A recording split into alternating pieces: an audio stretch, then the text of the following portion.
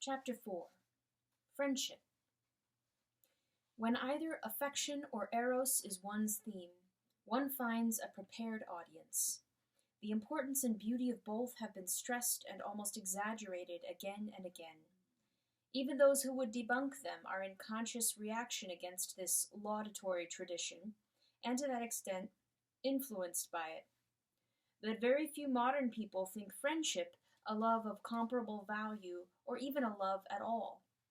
I cannot remember that any poem since In Memoriam, or any novel, has celebrated it. Tristan and Isolde, Antony and Cleopatra, Romeo and Juliet, have innumerable counterparts in modern literature.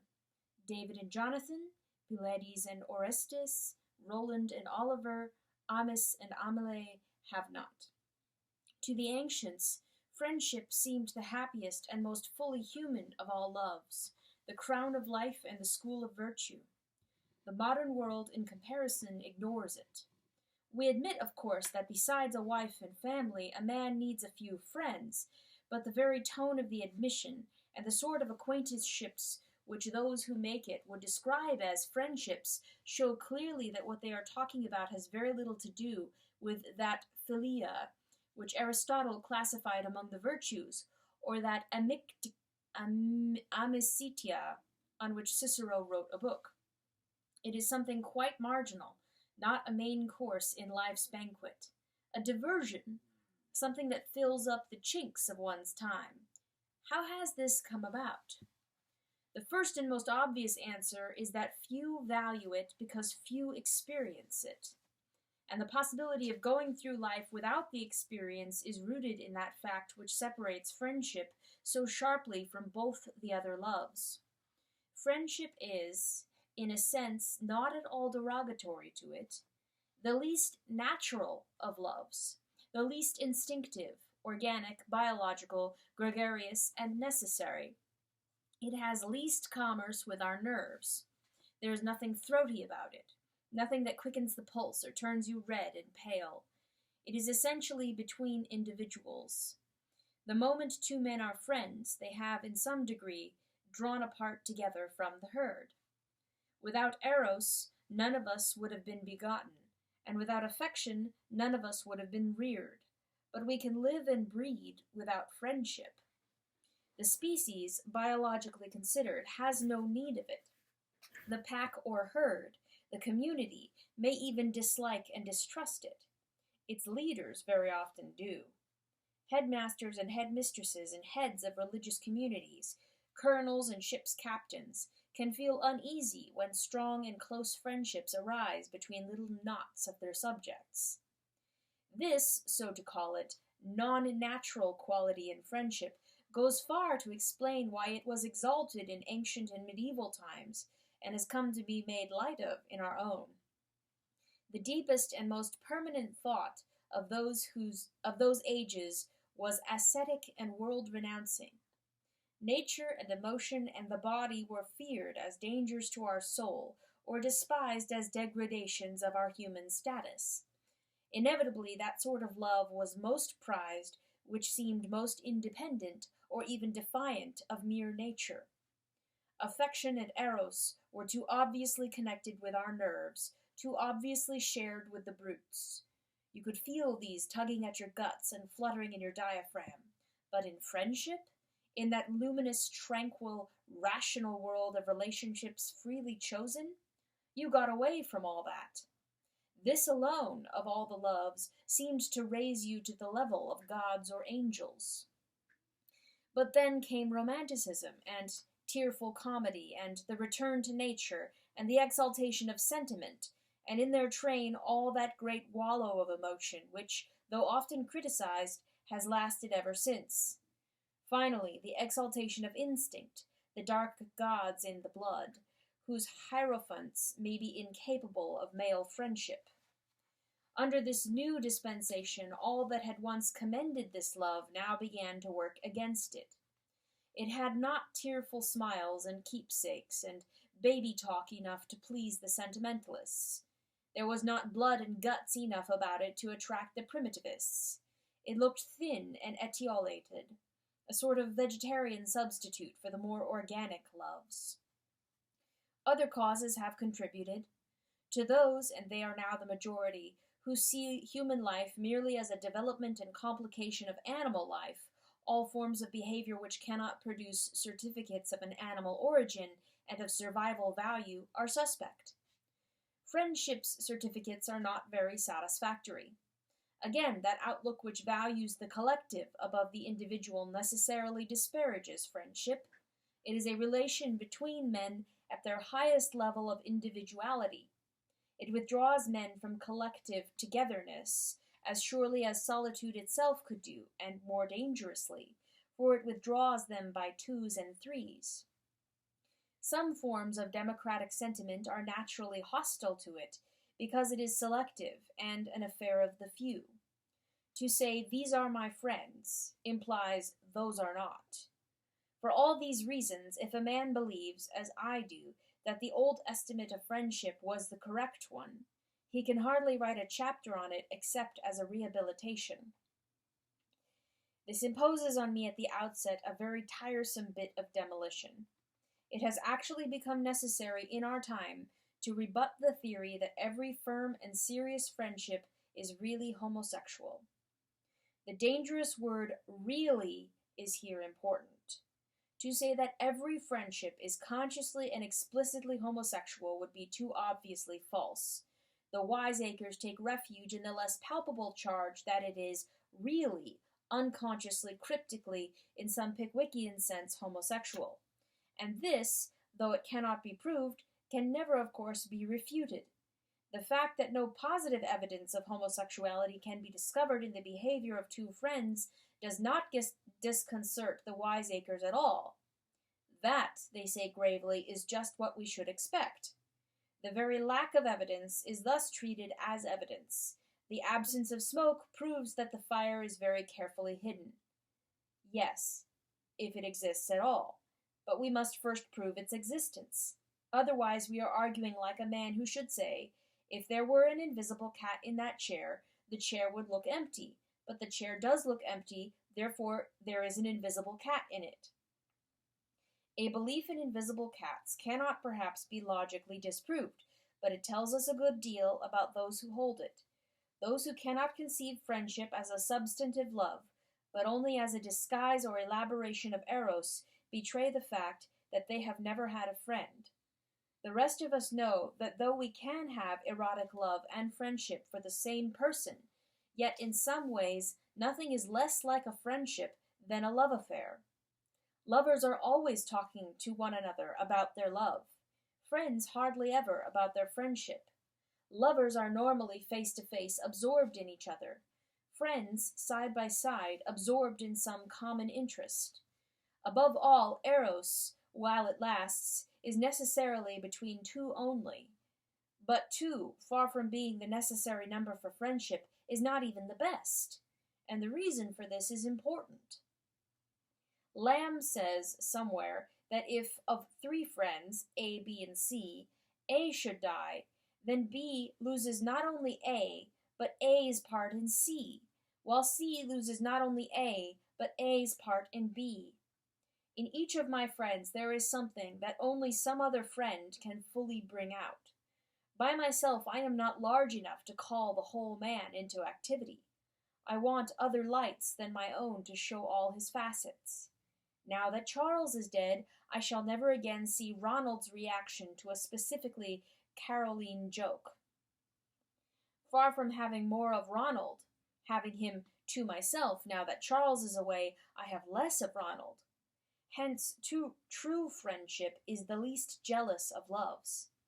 Two friends delight to be joined by a third, and three by a fourth, if only the newcomer is qualified to become a real friend. They can then say, as the blessed souls say in Dante, "Here comes one who will augment our loves." For in this love, to divide is not to take away. Of course, the scarcity of kindred souls, not to mention practical considerations about the size of rooms and the audibility of voices, sets limits to the enlargement of the circle. But within those limits, we possess each friend not less, but more as the number of those with whom we share him increases. In this, friendship exhibits a glorious nearness by resemblance to heaven itself, where the very multitude of the blessed, which no man can number, increases the fruition which each has of God. For every soul, seeing him in her own way, doubtless communicates that unique vision to all the rest. That, says an old author, is why the seraphim in Isaiah's vision are crying, "Holy, holy, holy," to one another, Isaiah 6:3. The more we thus share the heavenly bread between us, the more we shall all have. The homosexual theory, therefore, seems to me not even plausible. This is not to say that friendship and abnormal eros have never combined. Certain cultures at certain periods seem to have tended to the contamination. In warlike societies, it was, I think, especially likely to creep into the relation between the mature brave and his young armor-bearer or squire. The absence of the women while you were on the war-path had no doubt something to do with it. In deciding, if we think we need or can decide, where it crept in and where it did not, we must surely be guided by the evidence, when there is any, and not by an a priori theory. Kisses, tears, and embraces are not in themselves evidence of homosexuality. The implications would be, if nothing else, too comic.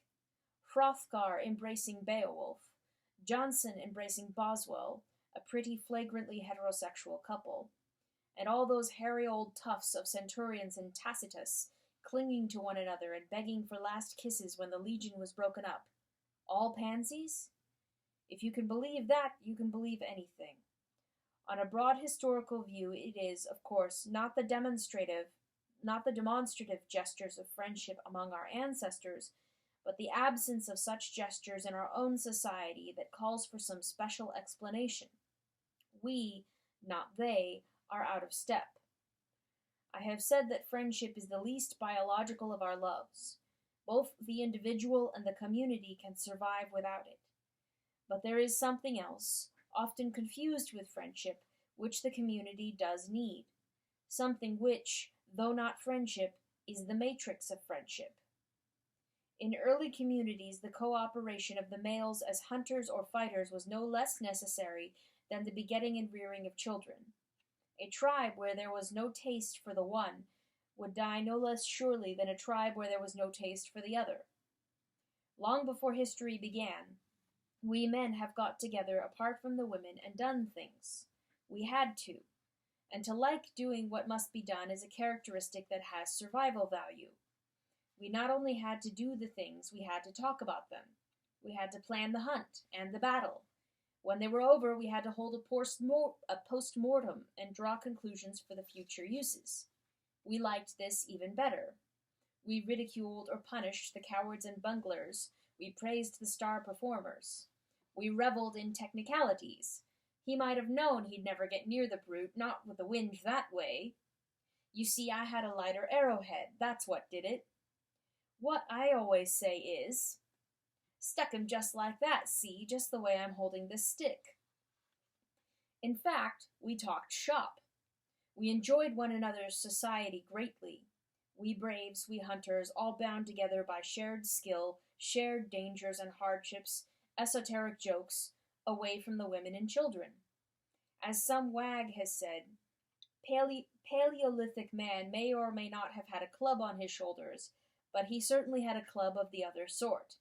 It was probably part of his religion, like that sacred smoking club where the savages in Melville's Typee were famously snug every evening of their lives. What were the women doing meanwhile? How should I know? I am a man, and never spied on the mysteries of the Bona Dea. They certainly often had rituals from which men were excluded. When, as sometimes happened, agriculture was in their hands, they must, like the men, have had common skills, toils, and triumphs. Yet perhaps their world was never as emphatically feminine as that of their menfolk was masculine. The children were with them, perhaps the old men were there too, but I am only guessing. I can trace the prehistory of friendship only in the male line. This pleasure in cooperation, in talking shop, in the mutual respect and understanding of men who daily see one another tested, is biologically valuable. You may, if you like, regard it as a product of the gregarious instinct.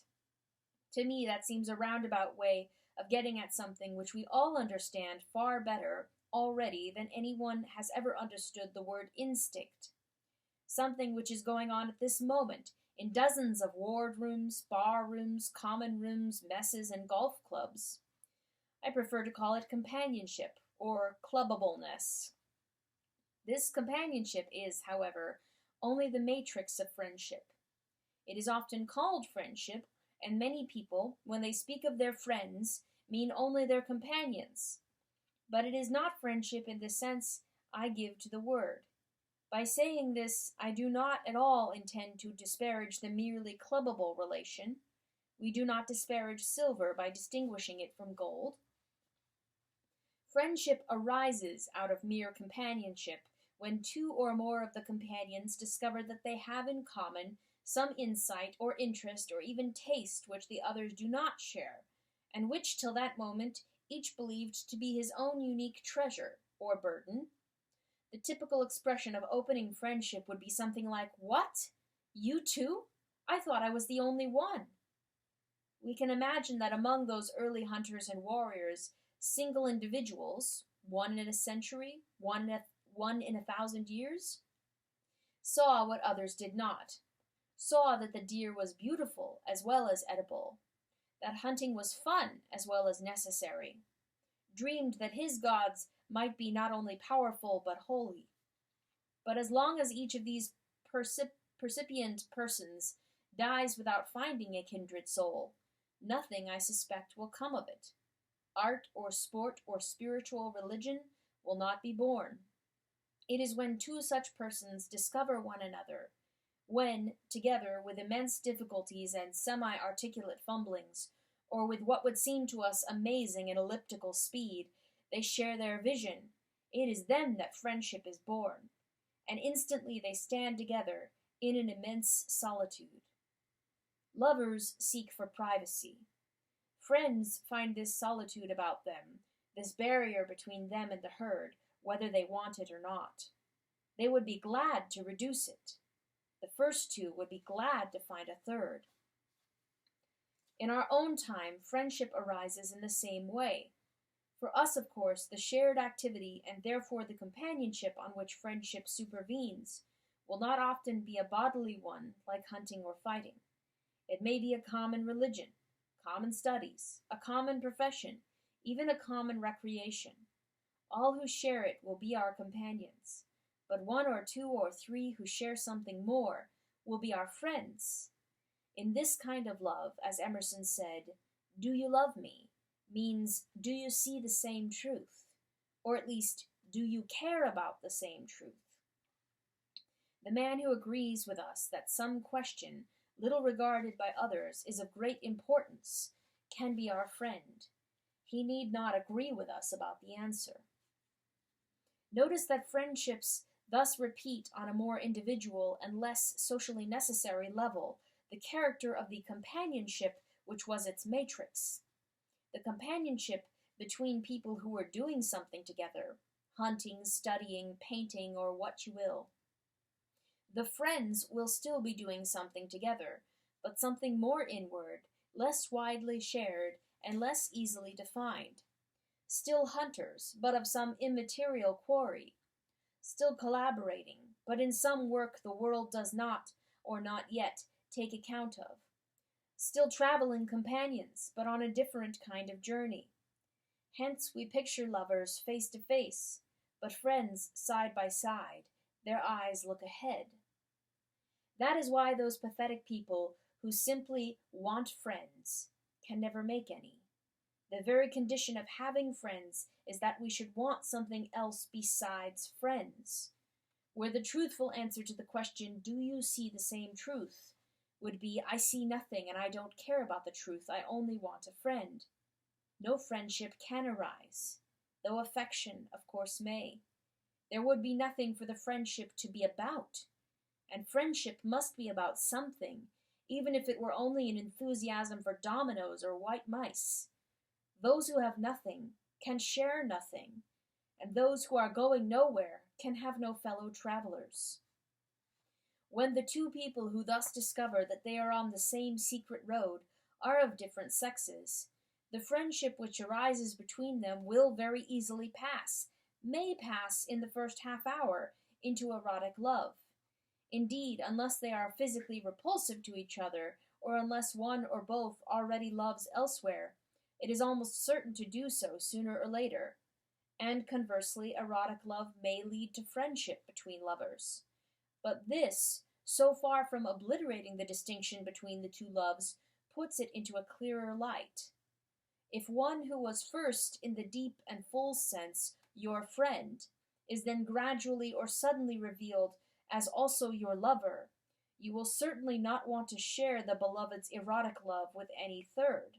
But you will have no jealousy at all about sharing the friendship. Nothing so enriches an erotic love as the discovery that the beloved can deeply, truly, and spontaneously enter friendship with the friends you already had. To feel that not only are we two united by erotic love, but we 3 or 4 or 5 are all travelers on the same quest, have all a common vision. The coexistence of friendship and eros may also help some moderns to realize that friendship is in reality a love, and even as great a love as eros. Suppose you are fortunate enough to have fallen in love with and married your friend. And now suppose it possible that you were offered the choice of two futures. Either you two will cease to be lovers, but remain forever joint seekers of the same God, the same beauty, the same truth, or else, losing all that, you will retain as long as you live the raptures and ardors, all the wonder and wild desire of Eros. Choose which you please. Which should we choose? Which choice should we not regret after we had made it? I have stressed the unnecessary character of friendship, and this of course requires more justification than I have yet given it. It could be argued that friendships are of practical value to the community. Every civilized religion began in small groups of friends. Mathematics effectively began when a few Greek friends got together to talk about numbers and lines and angles.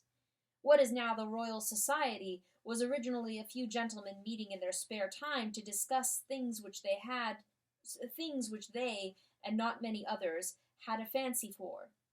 What we now call the Romantic movement once was Mr. Wordsworth and Mr. Coleridge talking incessantly, or at least Mr. Coleridge was, about a secret vision of their own. Communism, Tractarianism, Methodism, the movement against slavery, the Reformation, the Renaissance, might perhaps be said, without much exaggeration, to have begun in the same way. There is something in this, but nearly every reader would probably think some of these movements good for society and some bad. The whole list, if accepted, would tend to show, at best, that friendship is both a possible benefactor and a possible danger to the community. And even as a benefactor, it would have not so much survival value as what we may call civilization value, would be something in Aristotelian phrase, which helps the community not to live, but to live well. Survival value and civilization value coincide at some periods and in some circumstances, but not in all. What, at any rate, seems certain is that when friendship bears fruit, which the community can use, it has to do so accidentally, as a byproduct. Religion devised for a social purpose, like Roman emperor worship or modern attempts to sell Christianity as a means of saving civilization, do not come to much. The little knots of friends who turn their backs on the world are those who really transform it. Egyptian and Babylonian mathematics were practical and social, pursued in the service of agriculture and magic. But the free Greek mathematics, pursued by friends as a leisure occupation, have mattered to us more. Others, again, would say that friendship is extremely useful, perhaps necessary for survival to the individual. They could produce plenty of authority. Bare is the back without brother behind it, and there is a friend that sticketh closer than a brother. But when we speak thus, we are using friend to mean ally. In ordinary usage, friend means, or should mean, more than that. A friend will, to be sure, prove himself to be also an ally when alliance becomes necessary, will lend or give when we are in need, nurse us in sickness, stand up for us among our enemies, do what he can for our widow and orphan. But such good offices are not the stuff of friendship. The occasions for them are almost interruptions. They are, in one way, relevant to it, in another, not. Relevant, because you would be a false friend if you would not do them when the need arose. Irrelevant, because the role of benefactor always remains accidental, even a little alien, to that of friend. It is almost embarrassing, for friendship is utterly free from affection's need to be needed. We are sorry that any gift or loan or night watching should have been necessary, and now, for heaven's sake, let us forget all about it, and go back to the things we really want to do or talk of together. Even gratitude is no enrichment to this love. The stereotyped "don't mention it" here expresses what we really feel. The mark of perfect friendship is not that help will be given when the pinch comes, of course it will, but that having been given, it makes no difference at all. It was a distraction, an anomaly. It was a horrible waste of the time, always too short, that we had together. Perhaps we had only a couple of hours in which to talk, and God bless us, 20 minutes of it had to be devoted to affairs. For, of course, we do not want to know our friends' affairs at all. Friendship, unlike Eros, is uninquisitive. You become a man's friend without knowing or caring whether he is married or single, or how he earns his living. What have all these unconcerning things, matters of fact, to do with the real question, do you see the same truth? In a circle of true friends, each man is simply what he is, stands for nothing but himself. No one cares twopence about anyone else's family, profession, class, income, race, or previous history. Of course you will get to know about most of these in the end, but casually. They will come out bit by bit, to furnish an illustration or an analogy, to serve as pegs for an anecdote, never for their own sake. That is the kingliness of friendship. We meet like sovereign princes of independent states, abroad, on neutral ground, freed from our contexts. This love, essentially, ignores not only our physical bodies, but that whole embodiment which consists of our family, job, past, and connections. At home, besides being Peter or Jane, we also bear a general character, husband or wife, brother or sister, chief, colleague, or subordinate. Not among our friends. It is an affair of disentangled or stripped minds. Eros will have naked bodies, friendship naked personalities. Hence, if you will not misunderstand me, the exquisite arbitrariness and irresponsibility of this love. I have no duty to be anyone's friend, and no man in this world has a duty to be mine. No claims, no shadow of necessity. Friendship is unnecessary, like philosophy, like art, like the universe itself, for God did not need to create. It has no survival value. Rather, it is one of those things which gives value to survival. When I spoke of friends as side by side, or shoulder to shoulder, I was pointing a necessary contrast between their posture and that of the lovers whom we picture face to face. Beyond that contrast, I do not want the image pressed.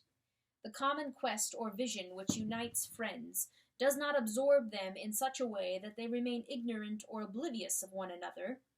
On the contrary, it is the very medium in which their mutual love and knowledge exist. One knows somebody so well as one knows nobody so well as one's fellow. Every step of the common journey tests his mettle, and the tests are tests we fully understand because we are undergoing them ourselves. Hence, as he rings true time after time, our reliance, our respect, and our admiration blossom into an appreciative love of a singularly robust and well-informed kind. If, at the outset, we had attended more to him and less to the thing our friendship is about, we should not have come to know or love him so well. You will not find the warrior, the poet, the philosopher, or the Christian by staring in his eyes as if he were your mistress. Better fight beside him, read with him, argue with him, pray with him. In a perfect friendship, this appreciative love is, I think, often so great and so firmly based that each member of the circle feels, in his secret heart, humbled before all the rest. Sometimes he wonders what he is doing there among his betters. He is lucky beyond desert to be in such company, especially when the whole group is together, each bringing out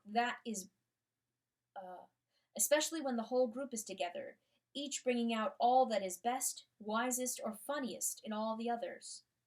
Those are the golden sessions, when 4 or 5 of us, after a hard day's walking, have come to our inn, when our slippers are on, feet spread out toward the blaze, and our drinks at our elbows, when the whole world, and something beyond the world, opens itself to our minds as we talk, and no one has any claim on or any responsibility for another, but all are free men and equals as if we had first met an hour ago, while at the same time an affection mellowed by the years enfolds us. Life, natural life, has no better gift to give. Who could have deserved it? From what has been said, it will be clear that in most societies, at most periods, friendships will be between men and men, or between women and women. The sexes will have met one another in affection and in eros, but not in this love, for they will seldom have had with each other the companionship in common activities which is the matrix of friendship.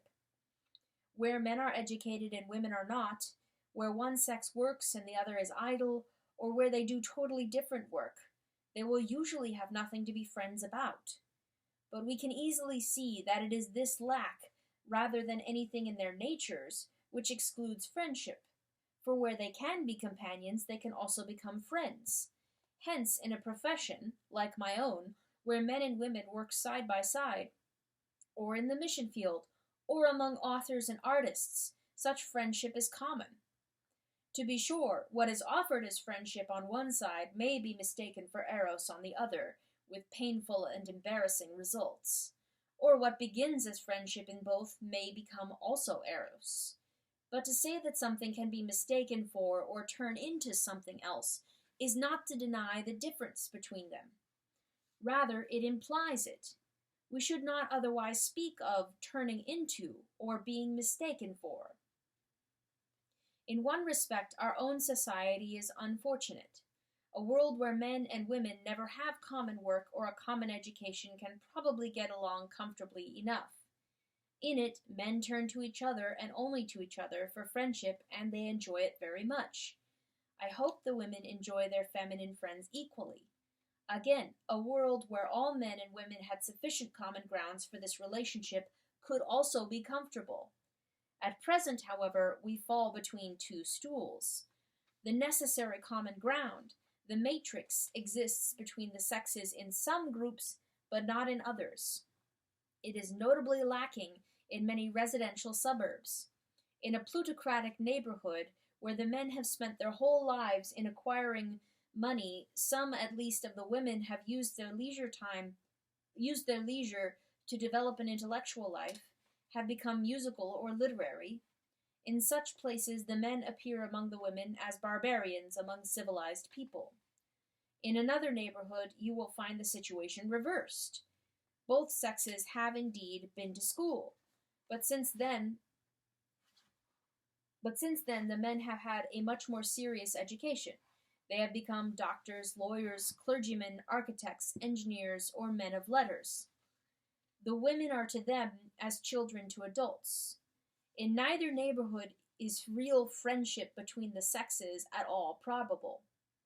But this, though an impoverishment, would be tolerable if it were admitted and accepted. The peculiar trouble of our own age is that the men and women in this situation, haunted by rumors and glimpses of happier groups where no such chasm between the sexes exists, and bedeviled by the egalitarian idea that what is possible for some ought to be, and therefore is, possible to all, refuse to acquiesce in it. Hence, on the one hand, we get the wife as schoolmarm, the cultivated woman who is always trying to bring her husband up to her level. She drags him to concerts and would like him to learn Morris dancing, and invites cultivated people to the house. It often does surprisingly little harm. The middle-aged male has great powers of passive resistance, and if she but knew, of indulgence. Women will have their fads. Something much more painful happens when it is the men who are civilized and the women not, when all the women, and many of the men too, simply refuse to recognize the fact. When this happens, we get a kind, polite, laborious, and pitiful pretense. The women are deemed, as lawyers say, to be full members of the male circle. The fact in itself not important, that they now smoke and drink like the men, seems to simple-minded people a proof that they really are. No stag parties are allowed. Wherever the men meet, the women must come too. The men have learned to live among ideas. They know what discussion, proof, and illustration mean. A woman who has merely school lessons and has abandoned soon after marriage whatever tinge of culture they gave her, whose reading is the women's magazines and whose general conversation is almost wholly narrative, cannot really enter such a circle. She can be locally and physically present with it in the same room. What of that? If the men are ruthless, she sits bored and silent through a conversation which means nothing to her. If they are better bred, of course, they try to bring her in. Things are explained to her. People try to sublimate her irrelevant and blundering observations into some kind of sense.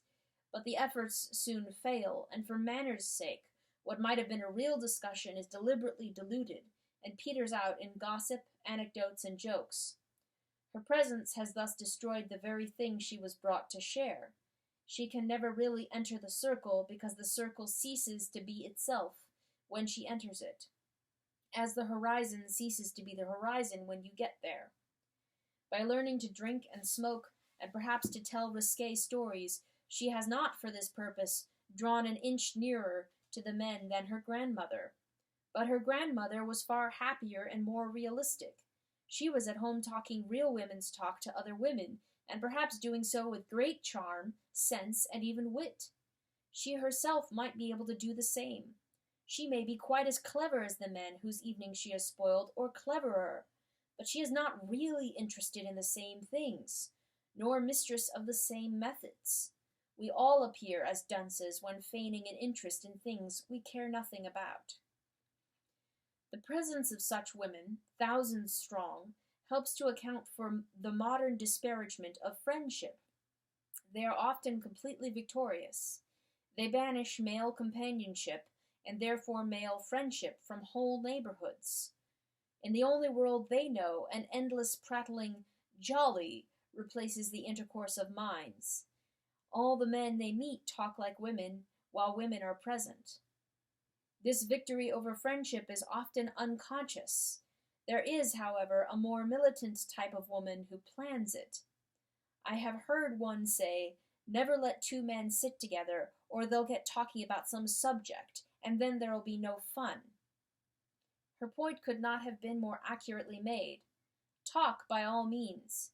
The more of it the better, unceasing cascades of the human voice, but not, please, a subject. The talk must not be about anything. This gay lady, this lively, accomplished, charming, unendurable bore, was seeking only each evening's amusement, making the meeting go, but the conscious war against friendship may be fought on a deeper level. There are women who regard it with hatred, envy, and fear as the enemy of Eros, and perhaps even more of affection. A woman of that sort has 100 arts to break up her husband's friendships. She will quarrel with his friends herself, or better still, with their wives.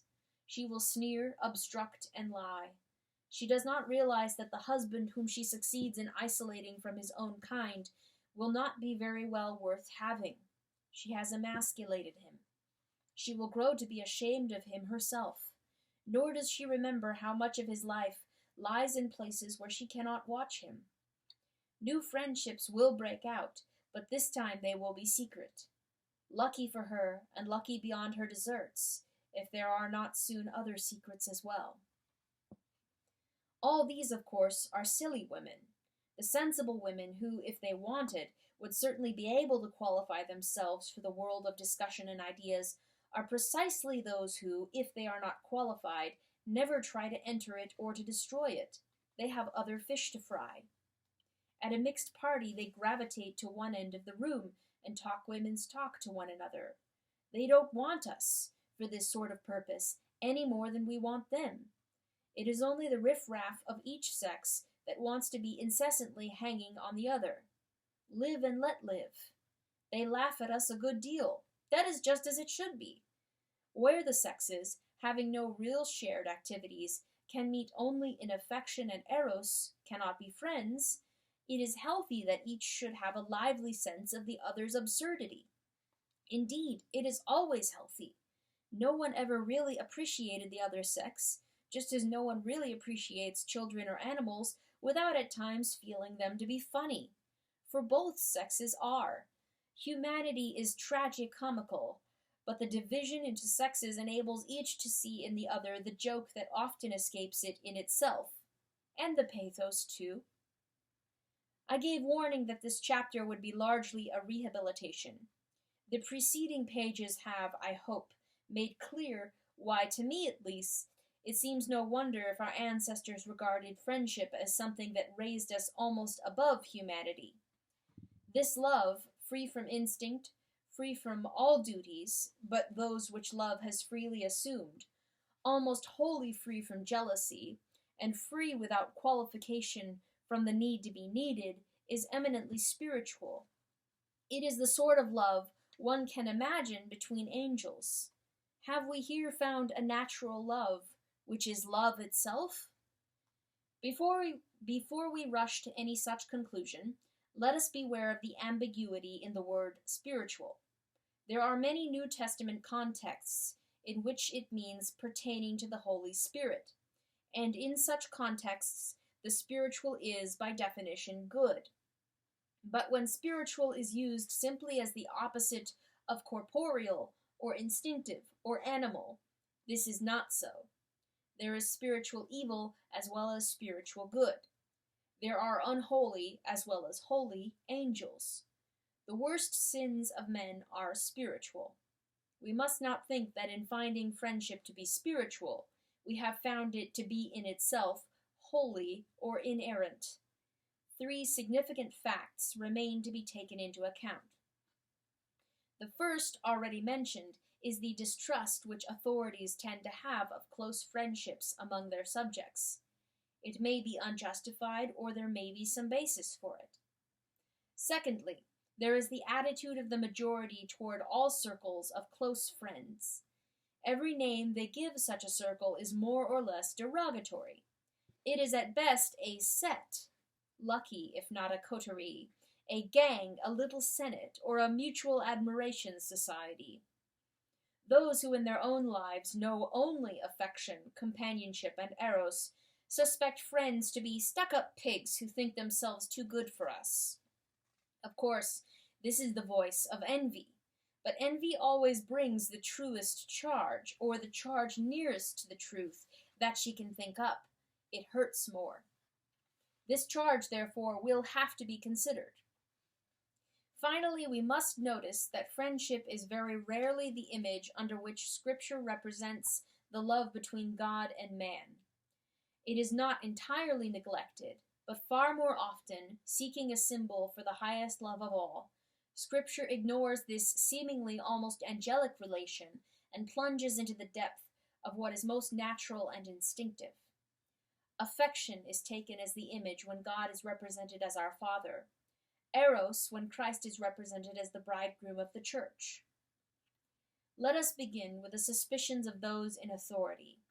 I think there is a ground for them, and that a consideration of this ground brings something important to light.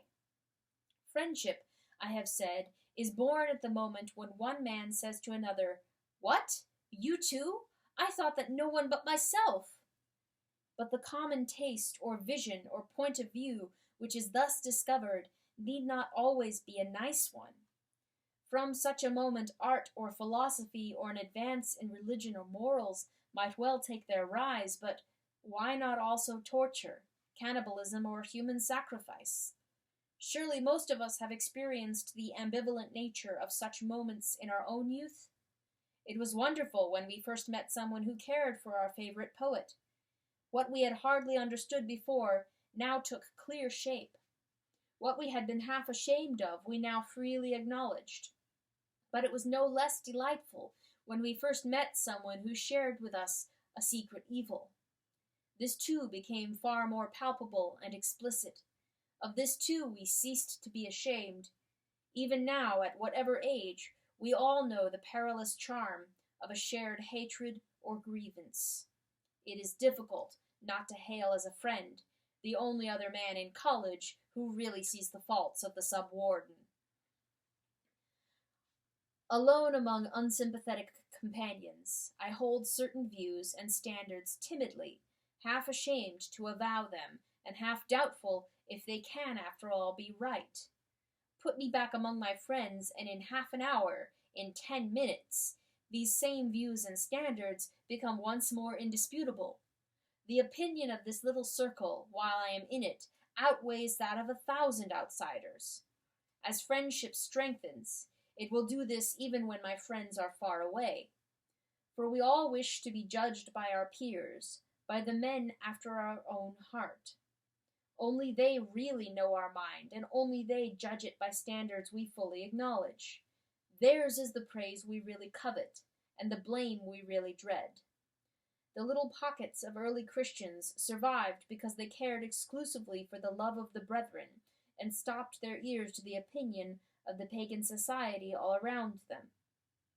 But a circle of criminals, cranks, or perverts survives in just the same way, by becoming deaf to the opinion of the outer world, by discounting it as the chatter of outsiders who don't understand, of the conventional, the bourgeoisie, the establishment, of prigs, prudes, and humbugs. It is therefore easy to see why authority frowns on friendship. Every real friendship is a sort of secession, even a rebellion. It may be a rebellion of serious thinkers against accepted claptrap, or of faddists against accepted good sense, of real artists against popular ugliness, or of charlatans against civilized taste, of good men against the badness of society, or of bad men against its goodness. Whichever it is, it will be unwelcome to top people. In each knot of friends there is a sectional public opinion, which fortifies its members against the public opinion of the community in general. Each, therefore, is a pocket of potential resistance. Men who have real friends are less easy to manage or get at, harder for good authorities to correct or bad authorities to corrupt. Hence, if our masters, by force or by propaganda about togetherness, or by unobtrusively making privacy and unplanned leisure impossible, ever succeed in producing a world where all are companions and none are friends, they will have removed certain dangers, and will also have taken from us what is almost our strongest safeguard against complete servitude. But the dangers are perfectly real. Friendship, as the ancients saw, can be a school of virtue, but also, as they did not see, a school of vice. It is ambivalent. It makes good men better and bad men worse. It would be a waste of time to elaborate the point. What concerns us is not to expatiate on the badness of bad friendship, but to become aware of the possible danger in good ones. This love, like the other natural loves, has its congenital liability to a particular disease. It will be obvious that the element of secession, of indifference or deafness, at least on some matters, to the voices of the outer world is common to all friendships, whether good, bad, or merely innocuous. Even if the common ground of the friendship is nothing more momentous than stamp collecting, the circle rightly and inevitably ignores the views of the millions who think it a silly occupation, and of the thousands who have merely dabbled in it.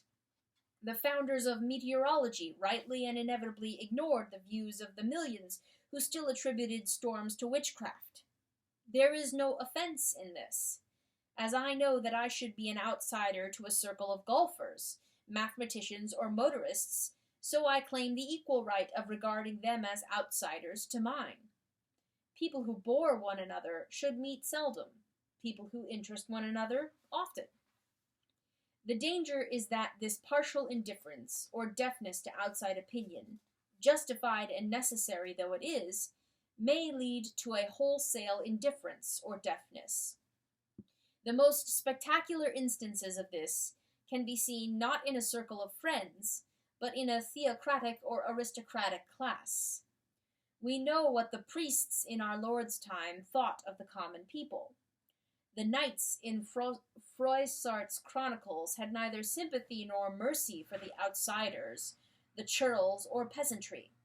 But this deplorable indifference was very closely intertwined with a good quality. They really had, among themselves, a very high standard of valor, generosity, courtesy, and honor. This standard the cautious, close-fisted churl would have thought merely silly. The knights, in maintaining it, were, and had to be, wholly indifferent to his views. They didn't give a damn what he thought. If they had, our own standard today would be the poorer and the coarser for it. But the habit of not giving a damn grows on a class. To discount the voice of the peasant where it really ought to be discounted makes it easier to discount his voice when he cries for justice or mercy. The partial deafness, which is noble and necessary, encourages the wholesale deafness, which is arrogant and inhuman. A circle of friends cannot, of course, oppress the outer world as a powerful social class can, but it is subject on its own scale to the same danger. It can come to treat as outsiders, in a general and derogatory sense, those who were quite properly outsiders for a particular purpose. Thus, like an aristocracy, it can create around it a vacuum across which no voice will carry. The literary or artistic circle, which began by discounting, perhaps rightly, the plain man's ideas about literature or art, may come to discount equally his idea that they should pay their bills, cut their nails, and behave civilly. Whatever faults the circle has, and no circle is without them, thus becomes incurable. But that is not all. The partial and defensible deafness was based on some kind of superiority, even if it were only a superior knowledge about stamps. The sense of superiority will then get itself attached to the total deafness. The group will disdain as well as ignore those outside it. It will, in effect, have turned itself into something very like a class. A coterie is a self-appointed aristocracy. I said above that in a good friendship each member often feels humility toward the rest. He sees that they are splendid and counts himself lucky to be among them. But unfortunately, the they and the them are also, from another point of view, we and us. Thus the transition from individual humility to corporate pride is very easy. I am not thinking of what we should call a social or snobbish pride, a delight in knowing and being known to know distinguished people. That is quite a different thing. The snob wishes to attach himself to some group because it is already regarded as an elite. Friends are in danger of coming to regard themselves as elite because they are already attached. We seek men after our own heart for their own sake, and are then alarmingly or delightfully surprised by the feeling that we have become an aristocracy. Not that we would call it that. Every reader who has known friendship will probably feel inclined to deny with some heat that his own circle was ever guilty of such an absurdity. I feel the same. But in such matters it is best not to begin with ourselves. However it may be with us, I think we have all recognized some tendency in those other circles to which we are the outsiders. I was once at some kind of conference where two clergymen, obviously close friends, began talking about uncreated energies other than God. I asked how there could be any uncreated things except God if the creed was right in calling him the maker of all things visible and invisible. Their reply was to glance at one another and laugh. I had no objection to their laughter, but I wanted an answer in words as well. It was not at all a sneering or unpleasant laugh. It expressed very much what Americans would express by saying, "Isn't he cute?" It was like the laughter of jolly grown-ups when an enfant terrible asks the sort of question that is never asked. You can hardly imagine how inoffensively it was done, nor how clearly it conveyed the impression that they were fully aware of living habitually on a higher plane than the rest of us, that they came among us as knights among churls, or as grown-ups among children. Very possibly they had an answer to my question, and knew that I was too ignorant to follow it. If they had said, in so many words, "I'm afraid it would take too long to explain," I would not be attributing to them the pride of friendship. The glance and the laugh are the real point, the audible and visible embodiment of a corporate superiority taken for granted and unconcealed. The almost complete inoffensiveness, the absence of any apparent wish to wound or exult, they were very nice young men, really underlined the Olympian attitude. Here was a sense of superiority so secure that it could afford to be tolerant or urbane, unemphatic. This sense of corporate superiority is not always Olympian, that is, tranquil and tolerant. It may be titanic, restive, militant, and embittered. Another time, when I had been addressing an undergraduate society and some discussion, very properly, followed my paper, a young man with an expression as tense as that of a rodent so dealt with me that I had to say, "Look, sir, twice in the last 5 minutes you have as good as called me a liar. If you cannot discuss a question of criticism without that kind of thing, I must leave." I expected he would do one of two things: lose his temper and redouble his insults, or else blush and apologize. The startling thing is that he did neither. No new perturbation was added to the habitual malaise of his expression. He did not repeat the lie direct, but apart from that he went on just as before. One had come up against an iron curtain. He was forearmed against the risk of any strictly personal relation, either friendly or hostile, with such as me. Behind this, almost certainly, there lies a circle of the Titanic sort, self-dubbed Knights Templars, perpetually in arms to defend a critical Baphomet. We who are they to them do not exist as persons at all. We are specimens, specimens of various age groups, types, climates of opinion, or interests, to be exterminated. Deprived of one weapon, they coolly take up another. They are not, in the ordinary human sense, meeting us at all. They are merely doing a job of work. Spraying, I have heard one use that image, insecticide. My two nice young clergymen and my not-so-nice rodent were on a high intellectual level. So were that famous set who, in Edwardian times, reached the sublime fatuity of calling themselves the Souls.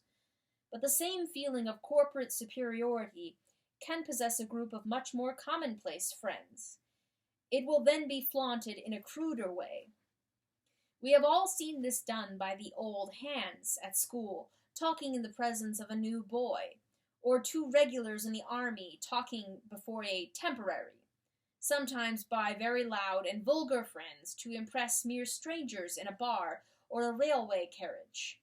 Such people talk very intimately and esoterically in order to be overheard. Everyone who is not in the circle must be shown that he is not in it. Indeed, the friendship may be about almost nothing except the fact that it excludes. In speaking to an outsider, Each member of it delights to mention the others by their Christian names or nicknames, not although, but because the outsider won't know who he means. A man I once knew was even subtler. He simply referred to his friends as if we all knew, certainly ought to know, who they were. As Richard Button once said to me, he would begin, we were all very young. We never dared to admit we hadn't heard of Richard Button. It seemed so obvious that to everyone who was anyone, he must be a household word. Not to know him, argued ourselves unknown. Only much later did we come to realize that no one else had heard of him either. Indeed, I now have a suspicion that some of these Richard Buttons, Hezekiah Cromwells, and Eleanor Forsyths had no more existence than Mrs. Harris, but for a year or so we were completely overawed. We can thus detect the pride of friendship, whether Olympian, titanic, or merely vulgar, in many circles of friends. It would be rash to assume that our own is safe from its danger, for of course it is in our own that we should be slowest to recognize it. The danger of such pride is indeed almost inseparable from friendly love. Friendship must exclude. From the innocent and necessary act of excluding to the spirit of exclusiveness is an easy step, and thence to the degrading pleasure of exclusiveness. If that is once admitted, the downward slope will grow rapidly steeper. We may never perhaps become Titans or plain cads. We might, which is in some ways worse, become souls. The common vision which first brought us together may fade quite away. We shall be a coterie that exists for the sake of being a coterie, a little self-elected and therefore absurd aristocracy basking in the moonshine of our collective self-approval. Sometimes a circle in this condition begins to dabble in the world of practice, judiciously enlarging itself to admit recruits whose share in the original common interest is negligible, but who are felt to be, in some undefined sense, sound men. It becomes a power in the land. Membership of it comes to have a sort of political importance, though the politics involved may be only those of a regiment, a college, or a cathedral close. The manipulation of committees, the capture of jobs for sound men, and the united front against the have-nots now become its principal occupation, and those who once met to talk about God or poetry now meet to talk about lectureships or livings. Notice the justice of their doom.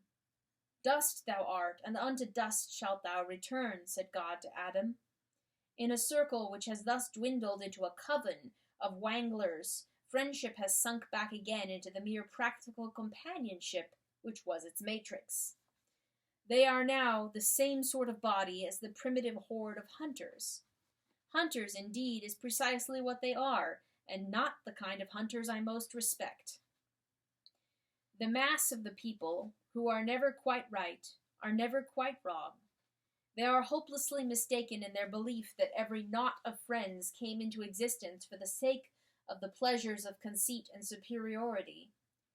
They are, I trust, mistaken in their belief that every friendship actually indulges in these pleasures, but they would seem to be right in diagnosing pride as the danger to which friendships are naturally liable.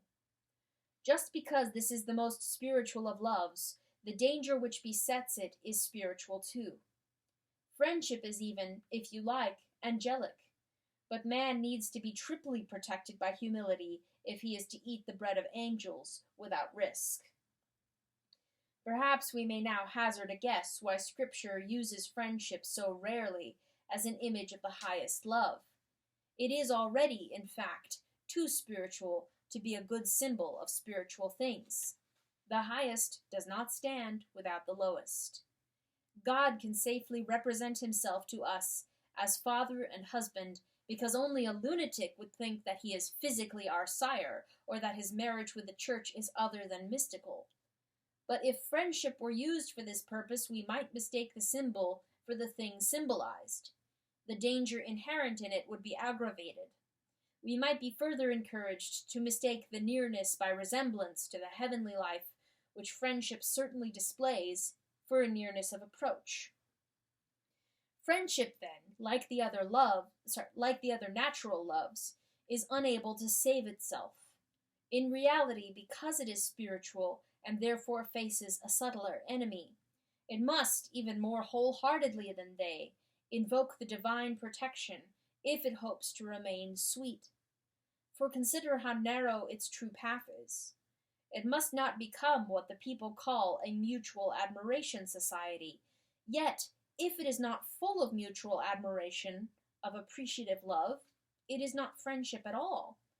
For unless our lives are to be miserably impoverished, it must be for us in our friendship as it was for Christiana and her party in the Pilgrim's Progress. Quote, "They seemed to be a terror one to the other, for that they could not see that glory each one on herself, which they could see in each other. Now, therefore, they began to esteem each other better than themselves. For you are fairer than I am, said one, and you are more comely than I am, said another." End quote. There is, in the long run, only one way in which we can taste this illustrious experience with safety, and Bunyan has indicated it in the same passage. It was in the house of the interpreter, after they had been bathed, sealed, and freshly clothed in white raiment, that the women saw one another in this light. If we remember the bathing, sealing, and robing, we shall be safe. And the higher the common ground of the friendship is, the more necessary the remembrance. In an explicitly religious friendship, above all, to forget it would be fatal. For then it will seem to us that we 4 or 5, have chosen one another, the insight of each finding the intrinsic beauty of the rest, like to like, a voluntary nobility, that we have ascended above the rest of mankind by our native powers. The other loves do not invite the same illusion.